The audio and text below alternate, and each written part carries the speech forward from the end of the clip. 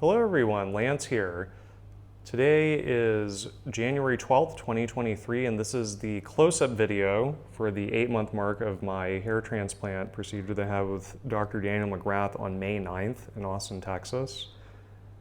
So yeah, my hair is kind of drying now. I had a shower right before I did the regular video for my 8-month post-op mark.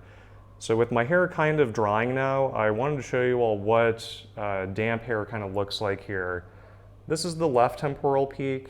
This is going to the left side, going into the middle. I had a bigger 2-hair graft from one of my previous FUT strip procedures that was removed here, going to the right side of my frontal hairline, and then this is the right temporal peak, and then I had another 2-hair graft that was removed the day of this FUE surgery back in May.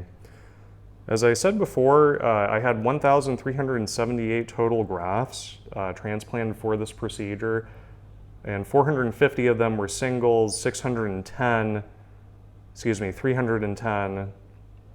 were twos, and then 618 were threes and fours.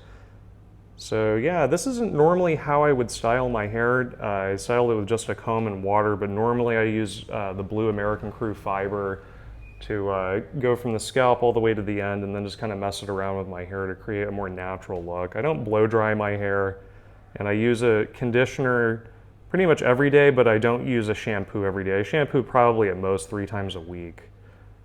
So yeah, this is the close-up video for the 8-month mark. I'm really excited and happy with how everything looks. And when we get to 9 months next month, we'll see how much more of the new hairs grow in. So one more look. This is the dead middle. I had a big graft removed here. Going to the left side, here's my left temporal peak. Going back to the middle. This is the right side, and then this is the right temporal peak. So thank you for watching, everyone. I hope you have a fabulous day or evening, and I'll see you all next time.